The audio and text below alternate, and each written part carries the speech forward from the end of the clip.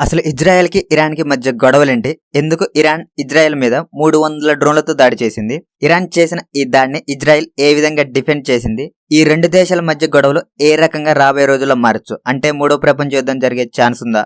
ఈ 2 దేశాలకు మద్దతుగా ఏ దేశాలు రాబోతున్నాయి? ఇలాంటి ఎన్నో విషయాలను మన వీడియోలో క్లియర్‌గా ఎక్స్‌ప్లెయిన్ చేశా. వీడియోలో చాలా ఇన్ఫర్మేషన్ ఉంటుంది. సో లాస్ట్ వరకు చూడండి. వీడియోలోకి వెళ్ళే ముందు ఎప్పటిలాగా నాది చిన్న రిక్వెస్ట్. ఇన్ఫర్మేషన్ నచ్చితే ఒక లైక్ చేయండి, వీలైతే సబ్స్క్రైబ్ చేయండి. మీకు ఒక లైక్, సబ్స్క్రైబ్ చిన్నదే కావచ్చు, బట్ నాకు ఇలాంటి మరిన్ని వీడియోస్ చేయడానికి నాకు కొంచెం మోటివ్‌గా ఉంటుంది. So let's begin the video.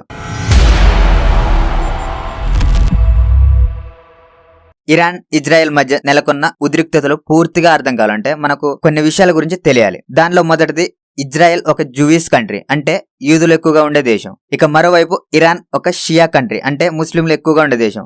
Iran మరియు ఇజ్రాయెల్ ఈ రెండు పక్కపక్కన ఉండే దేశాలు కావు. మీరు ఇక్కడ క్లియర్ గా మ్యాప్ లో చూడొచ్చు. ఈ పెద్ద దేశం ఇరాన్ అండ్ ఈ చిన్న దేశం ఇజ్రాయెల్. ఇక్కడ మీరే చూడొచ్చు, ఇరాన్ తో పోల్చుకుంటే ఇజ్రాయెల్ ఎంత చిన్న దేశమో. ఇంకా క్లియర్ గా చెప్పాలంటే 5 ఇజ్రాయెల్ దేశాలు కలిపితే కానీ మన తెలంగాణ అంత సైజ్ అవ్వవు.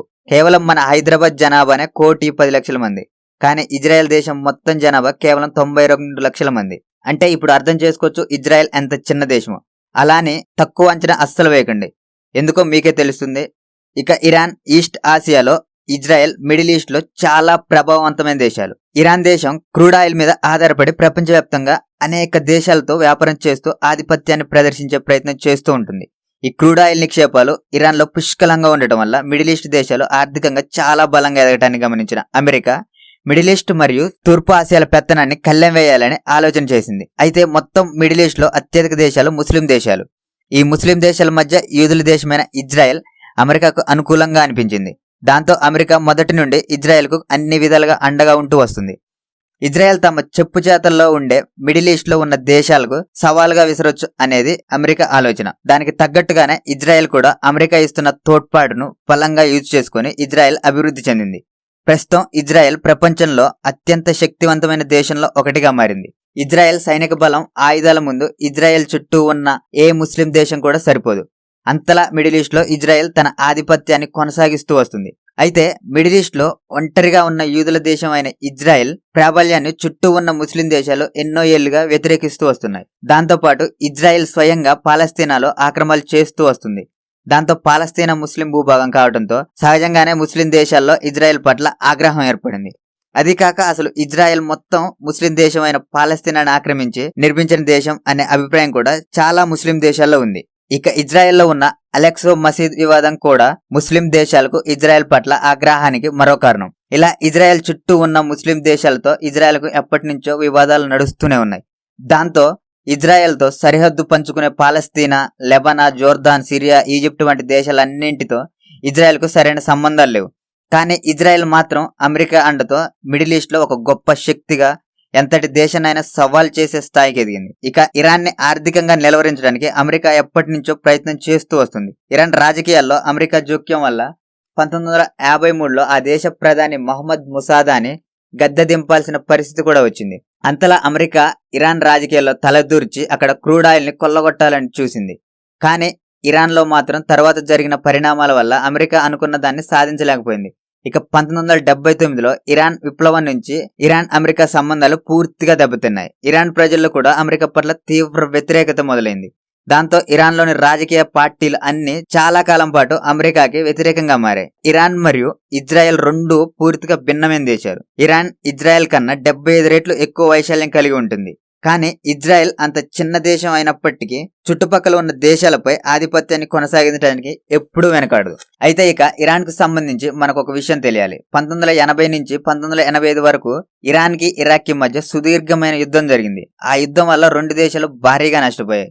ఇరాన్ ఇరాక్ యుద్ధం వల్ల నష్టపోయినందుకు ఇరాన్ కి యుద్ధం వల్ల కలిగే పర్యవసానాలు బాగా అర్థమయ్యాయి. దాంతో అప్పటి నుంచి ఇరాన్ ప్రత్యేక యుద్ధం చేయడం ఆపేసింది. ఇరాన్ యుద్ధం చేయడం మాత్రమే ఆపింది, కానీ శత్రు దేశాలతో సఖ్యతను కొనసాగించలేదు. ఇక 1990లో చివరిలో ఇరాన్ కూడా న్యూక్లియర్ ప్రయోగాలు చేసి ప్రపంచాన్ని ఆశ్చర్యానికి గురిచేసింది. ముఖ్యంగా ఇరాన్ లాంటి దేశం వద్ద అణ్వాయుధాలుంటే అమెరికా, ఇజ్రాయెల్ వంటి దేశాలు ముప్పుగా భావించాయి. అంతేకాదు 2002లో ఇరాన్ లో అంతర్గత రాజకీయాల వల్ల ఆ దేశంలో రహస్యంగా జరుగుతున్న న్యూక్లియర్ డెవలప్మెంట్ గురించి ప్రపంచానికి తెలిసిపోయింది. దాంతో యురేనియం శుద్ధి చేసే పరికరాలు, హెవీ వాటర్ రియాక్టర్ వంటి వాటిని ఇరాన్ అభివృద్ధి చేసుకుంది అన్న విషయం వెలుగులోకి వచ్చింది. దాంతో ఒక్కసారిగా ఇజ్రాయెల్ అప్రమత్తమైంది.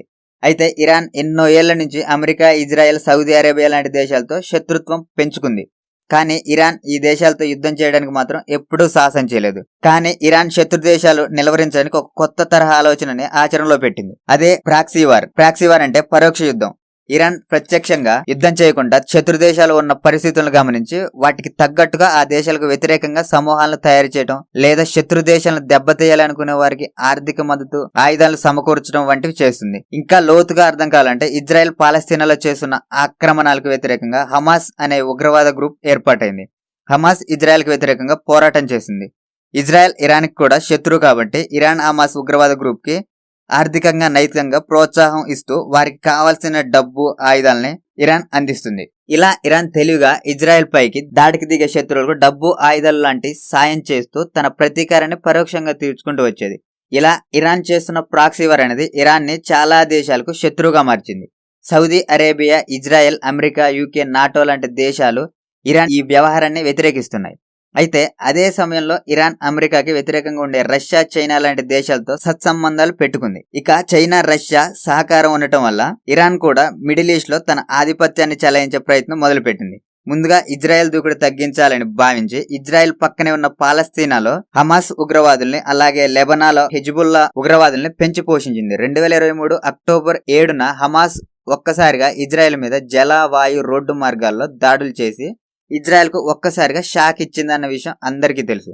ఆ తర్వాత మరోవైపు ఇజ్రాయెల్ గాజాలో దాడులు ఆపాలని హౌతీ రెబల్ రెడ్ సీలో వాణిజ్య నౌకల్ని హైజాక్ చేస్తూ బెదిరింపులకు పాల్పడుతున్నారు. ఇక హెజ్బుల్లా కూడా హమాస్ కి మద్దతుగా ఇజ్రాయెల్ తో యుద్ధం చేస్తుంది అనే ఊహాగానాలు మొదట్లో వినిపించాయి. హమాస్, హెజ్బుల్లా, హౌతీ రెబల్స్ వీళ్ళందరికీ కూడా వెనుక అన్ని రకాలుగా అండగా ఉంటుంది ఇరానే. అందుకే ఇరాన్ కి బుద్ధి చెప్పాలని ఇజ్రాయెల్ భావించి దాంతో 2024 ఏప్రిల్ 1న సిరియా రాజధాని డమస్కస్ లో ఉన్న ఇరాన్ కాన్సులేట్ బిల్డింగ్ మీద ఇజ్రాయెల్ దాడి చేసి పేల్చేసింది. ఈ దాడిలో ఇరాన్ కి చెందిన 7 మరణించారు. ఈ 7లో ఇరాన్ కి చెందిన అత్యంత ముఖ్యమైన వ్యక్తులు 2 ఉన్నారు. ఇజ్రాయెల్ చేసిన ఈ దాడికి ఇరాన్ వెంటనే స్పందించింది. ఖచ్చితంగా స్లాబ్ ఇస్తామని ప్రకటించింది. అంటే ఇజ్రాయెల్ ని చెంపదెబ్బ కొడతామని ఇరాన్ అప్పుడే హెచ్చరించింది. దాంతో అమెరికా, ఇరాన్, ఇజ్రాయెల్ మధ్య జరుగుతున్న పరిణామాలను గమనించడం మొదలుపెట్టింది. ఇరాన్ ఎప్పుడైతే ప్రతిదాడి చేస్తామని ప్రకటించిందో ఆ రోజు నుంచే ఇజ్రాయెల్, అమెరికా దేశాలు ఇరాన్ చేసే దాన్ని తిప్పికొట్టేందుకు అన్ని విధాలుగా సిద్ధంగా ఉన్నాయి. ఈ 2 దేశాలు ఇరాన్ తో యుద్ధం వస్తే ఏం చేయాలనే విషయం మీద Saudi Arabia, Iraq, Kuwait, Qatar లాంటి దేశాలతో చర్చలు కూడా మొదలుపెట్టారు. కానీ కువైట్, ఖతర్లు ఇరాన్ మీద దాడి చేస్తే అమెరికాకు సహకరించమని చెప్పేశాయి. అయితే 2024 ఏప్రిల్ 12 నుంచే ఇరాన్ ఇజ్రాయెల్ మీద దాడి చేసే అవకాశాలు ఉన్నాయని అమెరికా ఇజ్రాయెల్ ను హెచ్చరించింది. దాంతో ఇజ్రాయెల్ కూడా అప్రమత్తమైంది. ఇక అందరూ ఊహించినట్టే ఇరాన్ ఏప్రిల్ 14న తెల్లవారుజామున ఇజ్రాయెల్ మీద ఆపరేషన్ ట్రూ ప్రామిస్ పేరుతో దాడి చేసింది. ఇజ్రాయెల్ భూభాగాలే లక్ష్యంగా 300కు పైగా క్షిపణులను, డ్రోన్లను ఇరాన్ ప్రయోగించింది. అయితే అత్యంత బలమైన ఎయిర్ డిఫెన్స్ సిస్టమ్ కలిగిన ఇజ్రాయెల్ ఇరాన్ చేసిన దాడులను సమర్థవంతంగా తిప్పికొట్టింది. ఇజ్రాయెల్ మిలిటరీ చెప్పిన దాని ప్రకారం 99% క్షిపణులను తమ భూభాగంపై ప్రవేశించడానికి ముందే ధ్వంసం చేశారు. ఈ క్షిపణులలో కొన్నైనా ఇజ్రాయెల్ భూభాగాన్ని తాకుంటే నష్టం చాలా తీవ్రంగా ఉన్నది. అసలు ఇజ్రాయెల్ ఇంత దాడిని ఎలా తిప్పికొట్టగలిగిందంటే దానికి కారణం ఇజ్రాయెల్ ఏర్పాటు చేసుకున్న ఐరన్ డోమ్ అనే ఎయిర్ మిసైల్ డిస్ట్రాయిడ్ టెక్నాలజీ. ఈ iron dome air defence system Israel భూభాగంలో గగనతలంలో వస్తున్న క్షిపణులను ముందే గుర్తించి వాటిని గాలిలోనే పేల్చేస్తుంది. దానివల్ల శత్రు దేశాలు ప్రయోగించే డ్రోన్లు, క్షిపణులు ఇజ్రాయెల్ భూభాగం మీద పడకుండా ఐరన్ డోమ్ అడ్డుకుంటుంది. అయితే 2023 అక్టోబర్లో ఎటువంటి సమాచారం లేకుండా హమాస్ చేసిన దాడిని ఐరన్ డోమ్ అడ్డుకోలేకపోయింది. ఆ రోజు ఐరన్ డోమ్ సరిగ్గా పనిచేయలేకపోవడం వల్ల ఇజ్రాయెల్ తగిన మూల్యం చెల్లించింది. దాంతో ఇరాన్ దాడి చేస్తుందని ప్రకటించిన వెంటనే ఇజ్రాయెల్ ఐరన్ డోమ్ ని సిద్ధంగా ఉంచింది. అయితే ఈ ఇజ్రాయెల్ అండ్ ఇరాన్ దేశాలు 2 కూడా ఒంటరి దేశాలు కావు. ఇజ్రాయెల్ కి అమెరికా, యూకే, నాటో వంటి దేశాలు మద్దతుంది. ఇక ఇరాన్ కి రష్యా, చైనా, ఉత్తర కొరియా వంటి దేశాలు మద్దతుంది. అయితే ఇప్పటికీ ఇజ్రాయెల్ కి మద్దతుగా అమెరికా 2 యుద్ధ నౌకలను రంగంలోకి దింపింది. దాంతో పాటు అమెరికా బలగాలు కూడా ఇజ్రాయెల్ కి జరగబోయే దాడులను తిప్పికొట్టేందుకు సిద్ధంగా ఉన్నాయి. ఇజ్రాయెల్ కి మద్దతుగా అమెరికా ప్రత్యక్ష యుద్ధానికి దిగితే తాము కూడా యుద్ధంలో అమెరికాకి వ్యతిరేకంగా పోరాటానికి సిద్ధంగా ఉన్నట్టు రష్యా కూడా ఇప్పటికే ప్రకటించింది. కాబట్టి ఈ ఇరాన్, ఇజ్రాయెల్ మధ్య వివాదం మరింత ముదిరితే 3వ ప్రపంచ యుద్ధానికి కూడా దారితీయవచ్చు అనే ఊహాగానాలు కూడా మొదలయ్యాయి. కాబట్టి ఈ పరిణామాలు ఎటు దారి తీస్తాయో అని ఆసక్తిగా ప్రపంచ దేశాలు అన్ని ఈ వ్యవహారాన్ని గమనిస్తున్నాయి. సో ఈ వీడియోపై మీ అభిప్రాయం ఏమిటో కామెంట్ చేయండి. ఈ వీడియో వల్ల మీకు ఏమైనా కొత్త ఇన్ఫర్మేషన్ తెలిసిందనిపిస్తే లైక్ చేయండి. ఇలాంటి మరిన్ని వీడియోస్ కోసం మన ఛానల్ని సబ్స్క్రైబ్ చేసుకోండి. బెల్ ఐకాన్ ఆన్లో పెట్టుకోండి.